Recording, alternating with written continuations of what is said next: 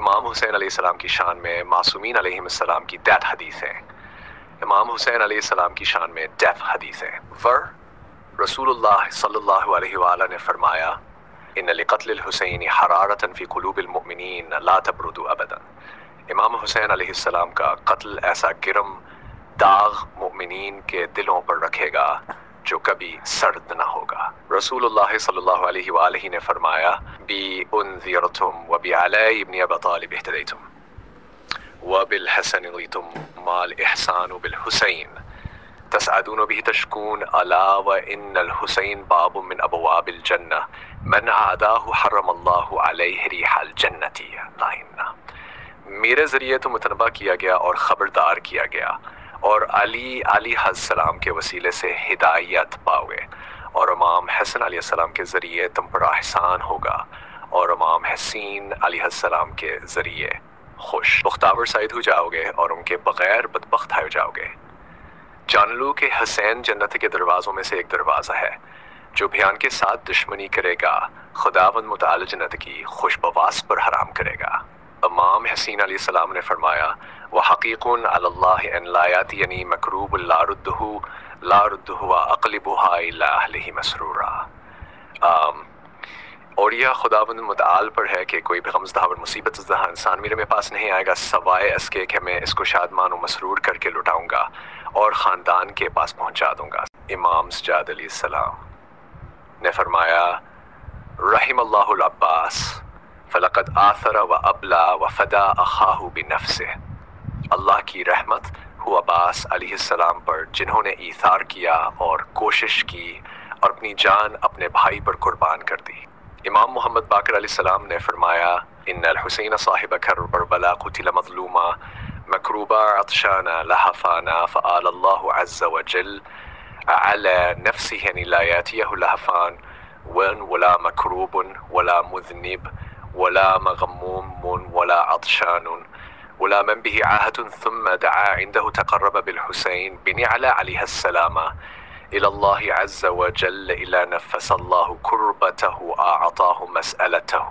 غفر ذنبه ومد في عمره وبسط فرزقه فاعتبروا روايا أولي الأبصار۔ کربلا کے وارث مالک حسین مظلوم اور رنجیدہ خاطر تشہل باور مصیبت دہشید ہوئے، بس خداوند متعال نے اپنی ذات کی قسم اٹھائی کہ کوئی بھی مصیبت زدہ رنجیدہ خاطر گنہگار غمزدہ تشنہل باور بلاددہاں انسان خدا کی طرف رخنہ کرے گا اور قبر حسین علیہ السلام کے پاس ادا کرے گا اور آپ کو درگاہ الہی میں شفیع قرار دے گا۔ خداوند متعال اس کا غم ہٹا دیتا ہے اور اس کی حاجات کو برآوردہ فرماتا ہے اور اس کے گناہ بخش دیتا ہے اور اس کی عمر کو طولانی کر دیتا ہے اور اس کے رزق کو وسیع کر دیتا ہے۔ بس بصیرت والوں سے سبق سیکھو۔ امام صادق علیہ السلام نے فرمایا البرکۃ من قبر الحسین بن علی علیہ السلام ایمین عشرۃ امیال، قبر امام حسین کے ارد گرد 10 میل کے فاصلے تک برکت ہے۔ امام صادق علیہ السلام نے فرمایا فی فضل زیارت الحسین بن علی علیہ السلام وَلَقَدْ حَدَّثَنِي أَبَا عَلَيْهِ السَّلَامُ أَنَّهُ لَمْ يَخْلُ مَكَانُهُ مُنْذُ قُتِلَ مِنْ مُصَلٍّ يُصَلَّى عَلَيْهِ مِنَ الْمَلَائِكَةِ أَوْ مِنَ الْجِنِّ أَوْ مِنَ النِّسِ أَوْ مِنَ الْوَحْشِ وَمَا مِنْ شَيْءٍ إِلَّا وَهُوَ يَغْبِطُ زَائِرَهُ وَيَتَمَسَّحُ بِهِ وَيَرْجُو فِي النَّظَرِ إِلَيْهِ الْخَيْرَ لِنَظَرِهِ إِلَى قَبْرِهِ۔ میرے والد امام باقر علیہ السلام نے امام حسین کی زیارت کی فضیلت میں ارشاد فرمایا جس وقت سے امام حسین علیہ السلام کربلا میں شہید ہوئے ہیں آپ کا مقام شہادت فرشتوں، جنوں، وحشی حیوانات جو آپ پر درود و سلام بھیجتے ہیں سے خالی نہیں ہے،